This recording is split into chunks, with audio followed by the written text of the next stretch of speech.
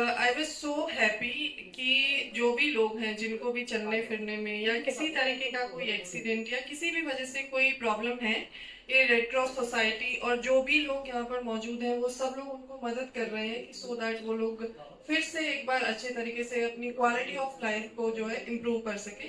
तो बहुत ही बेहतर इनिशिएटिव है। मेरा रिक्वेस्ट रहेगा रेड क्रॉस सोसाइटी से और प्रेजेंट सभी लोगों से कि इस डायरेक्शन में हम जितना ज्यादा काम कर सकें उतना हमारे लिए मतलब बहुत ही बेस्ट रहेगा सबके लिए। हमें और ज्यादा इसको एक्सेलरेट करना चाहिए क्योंकि बहुत सारे लोग ऐसे होते हैं एक्सीडेंट की वजह से या किसी वजह से उनके लिम्स चले जाते हैं। उस बच्चे को यहाँ चलते हुए देख के बहुत बहुत ही खुशी मुझे महसूस हो रही थी, तो आई थिंक उसके पेरेंट्स को या उसको खुद को कितनी ज्यादा महसूस हो रही होगी।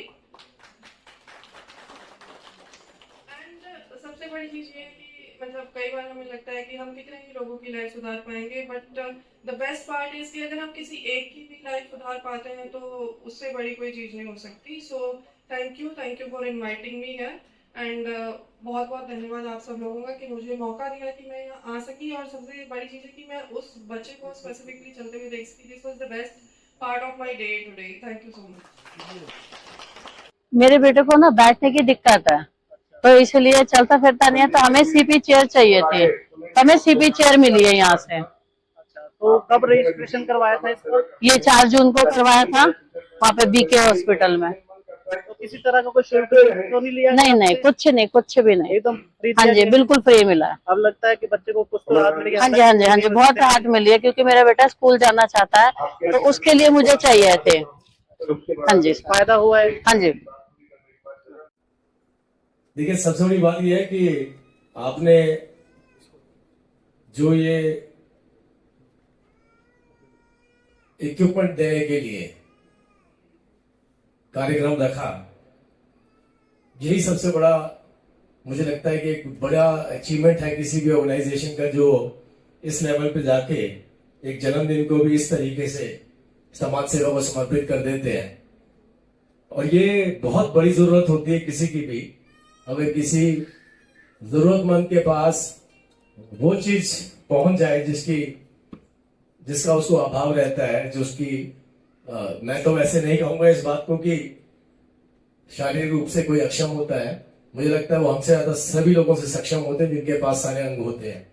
क्योंकि मेरा एक पर्सनल एक्सपीरियंस है कि जिसको कहीं ना कहीं कोई कमी मिली है, उसके पास एक बड़ा एसेट भगवान ने दिया है किसी भी रूप में। मैं एक कंपनी को जानता हूं, एक मेरे दोस्त की कंपनी है और वो दिल्ली में बड़ा काम करते हैं। तो एक दिन मैं उसी कंपनी में गया, तो वहां जाकर मैंने देखा, उसने बोला मैंने सभी जो अपने वर्कर हैं, एम्प्लॉई हैं, वो कहीं ना कहीं जैसे हम शारीरिक रूप से हम कहते हैं कि डिसेबल है, तो उसने कहा कि मैंने सभी को रखा। और उससे पहले मेरे पास जो वर्कफोर्स थी वो लगभग 300-400 लोगों की थी। और उसके बाद मैंने एक निर्णय लिया कि मैं अब जो फिजिकली चैलेंज है मैं सिर्फ उन्हीं को एम्प्लॉयमेंट दूंगा।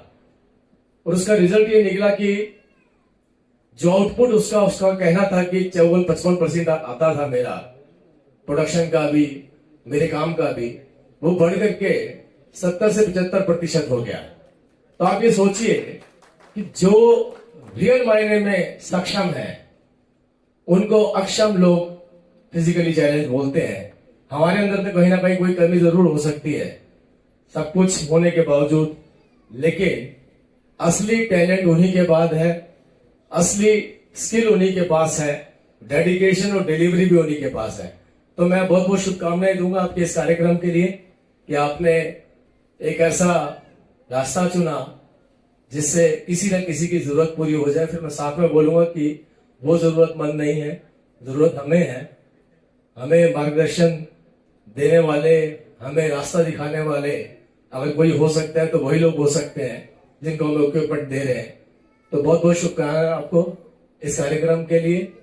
और ये जो नवद्वीप सेवा समिति ट्रस्ट है, भारतीय चैरिटेबल ट्रस्ट है, दोनों को शुभकामनाएं और बहुत बहुत आभार आपका। थैंक यू, धन्यवाद।